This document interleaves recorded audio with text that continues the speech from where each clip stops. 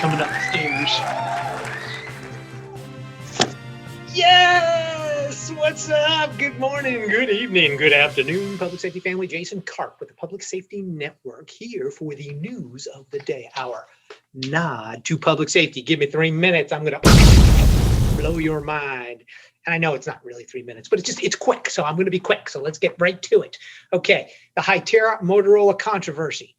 Hytera, former Moto dude, goes to Hytera, steals Moto's stuff, intellectual property, gets caught, files for bankruptcy. They're in bankruptcy. Hytera says, wait a second, we need a new trial. We can't lose and have to take all our equipment out of the marketplace because all our customers are going to be upset and pissed at us and all this.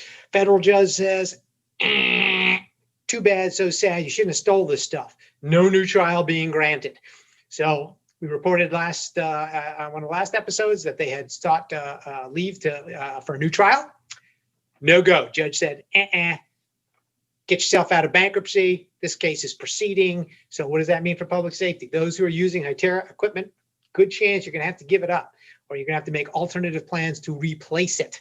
And so now's the time to be reaching out to your representatives and other folks at Hytera or otherwise to make the appropriate plans, or at least see what's going on so you can plan appropriately, because it could cost some dollars, and we know those aren't free flowing these days.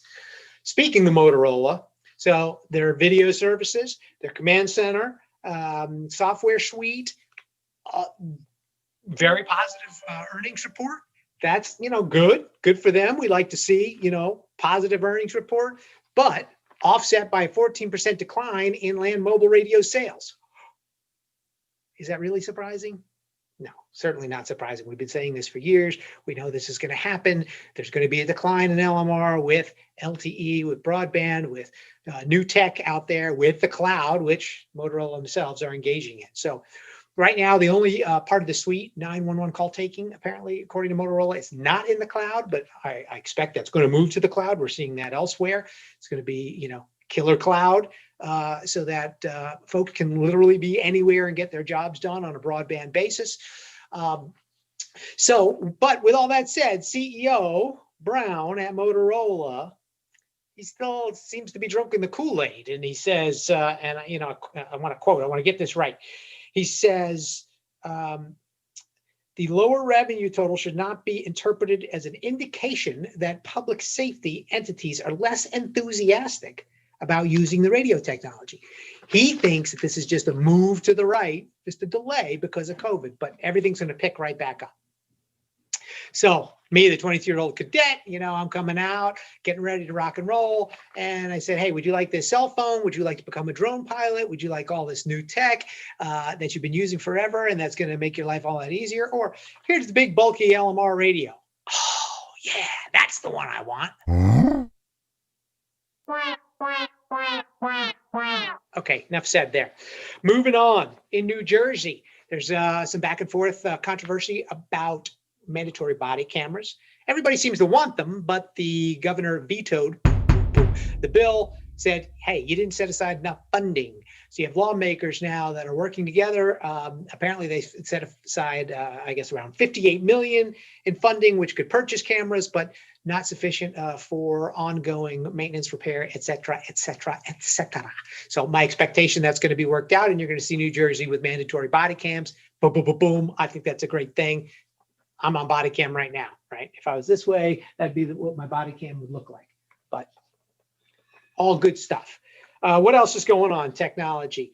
Old DNA evidence solved the 1974 murder of Siobhan McGinnis by Richard William Davis in the Arkansas, Missoula, Montana.